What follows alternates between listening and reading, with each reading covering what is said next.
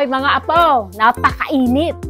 Ngayon, naisipan kong gumawa ng buko pandan. Ito madaling gawin. Sandaling-sandali lang to. Kaya tara na, samahan niyo ako. Gora na! Magandang araw po sa inyong lahat, ang mga suki kong manonood. Ako po si Lula Vlogger, Aling Belen, Pitsay, Queen. Ako po panoorin ninyo at napakalamig kong gagawin ko. Maraming salamat sa inyo. Ngayon ay uumpisahan ko na.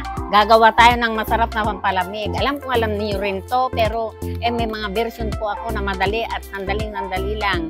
Gagamit po tayo ng Mr. Gulaman. At 2 piraso pong Nissel cream. Ito, sandali lang po itong gawin. Tapos po, lalagyan po natin ng 2, etong isa evaporada, etong isa Alaska Classic naman ang ating gagawin. At saka susunod po, lalagyan po natin ng asukal. Lalagyan po natin ng keso para sumarap. Mura lang po ang budget na ito. At lalagyan po natin ng pampakulay. Tapos po, lalagyan po natin ng tubig na 500 ml. Lalagyan po natin ng sago. Lulutuin po natin ng sago para mas maganda kasi sariwa. Kapag luto na kasi, hindi mo sigurado kung niluto na nung 1 linggo yun. Eto, lulutuin ko pa lang. Natin ay lalagyan po natin ng tubig itong ating lagyanan ng pagkakanawan. Eto. Tapos ilalagay na po natin itong gulaman.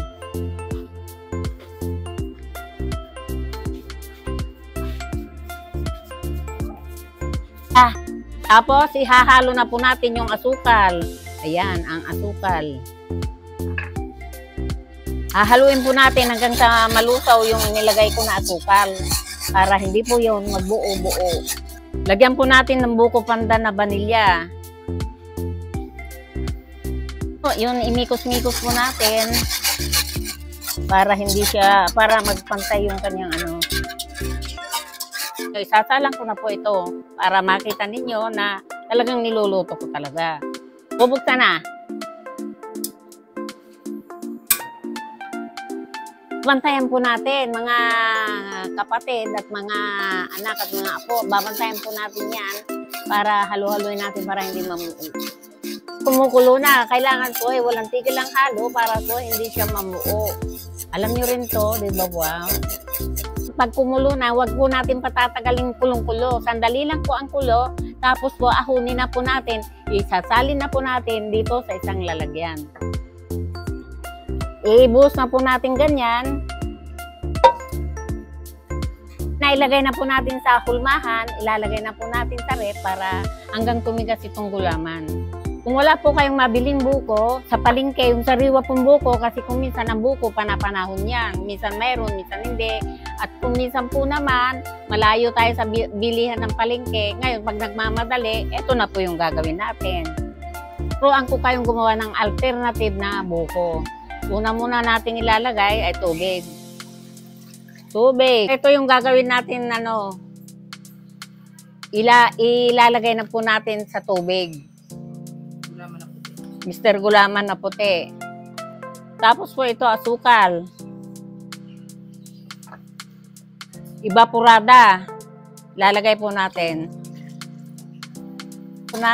Madali pong gawin ito pagka may bisita at mga handaan, fiesta.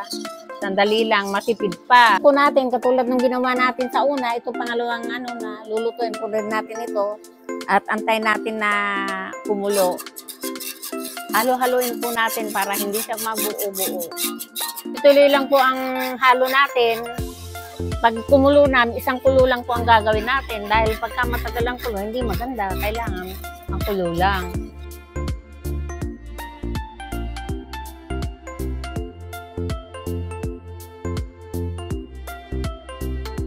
Habang inaantay natin tumigas yung gulaman, lutuin na natin yung sago at para masarap ang ating lulutuin ngayon.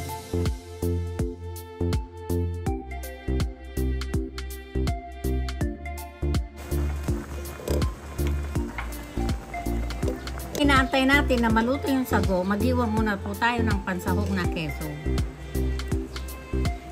Hiwain po natin yung kiso na pakudrado. Go.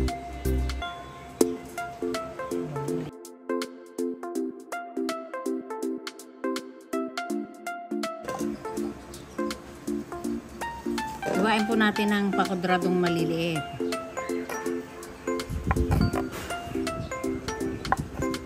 Luto na po yung sago, at makikita naman po natin na luto na. Ilalagay na natin dito sa sasalain po natin para maalis yung lapot. Sasalain natin ganyan, no? Oh.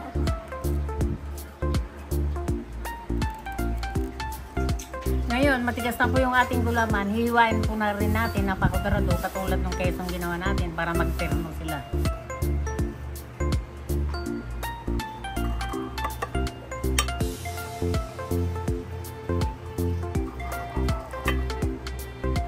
Ngayon naman po, kayurin na natin yung ating ginawang buko. Eto, ang buko natin, special.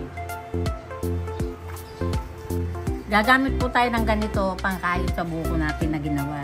Ngayon, kung wala namang mabili, ito pwede. Ayan. Yan ang buko kung tinatawag. O, yan, galing.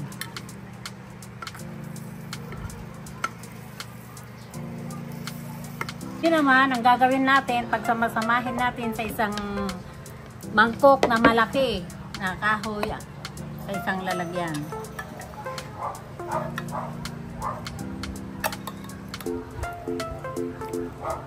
Tapos yung sinasabi ko na ilalagay natin yung buko, ito buko talaga. Ayan na bukong-buko talaga. Yung sago.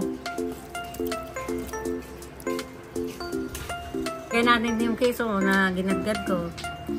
Dalawang Nestle's cream ang ilalagay natin para lalong sumarap ang ating gagawing buko sa tag-araw. Saka isang latang kondensada ang ilalagay natin para mas lalong sumarap. Tingin pa lang, napakasarap na yung ginawa ko na yan. Simpleng-simple lang kung gawin yan. Tapos po yun, hahaluin na po natin para magsama-sama yung ating ginawa. Ayan na, napakasarap. Simple lang po yan at talong maraming gastos. Mga piyesta ngayon, tag-araw, maraming piyesta. Mga kaibigan, mga nanonood sa akin, mga anak, mga apo, lahat po kayo. At tapos na po yung ginawa ko ito, napakasarap. Napakasarap na. At simpleng-simpleng, walang gastos, kahit saan pwede nyong gawin. Alam ko na, alam naman ninyo, pero siyempre, iba yung alam ko, matipid. Na po kayo at atin ang tikman yung ginawa ko, kung gaano kasarap yan at simpleng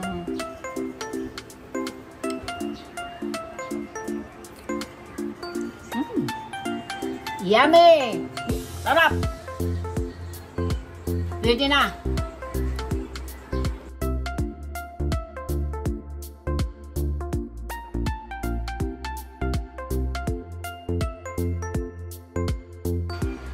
Mga anak at mga nanonood po sa akin, maraming salamat at wala pong pagsawang panunod kay Lula Vlogger, Aling Bilin, Pitsay Queen. Sana sa ulit-uli manood at panoorin nyo pa at lahat po kayo. Nagpapasalamat po ako. Salamat po YouTube. Maraming salamat sa mga tao na nagbibigay ng importansya kay Lula Vlogger. Bye-bye!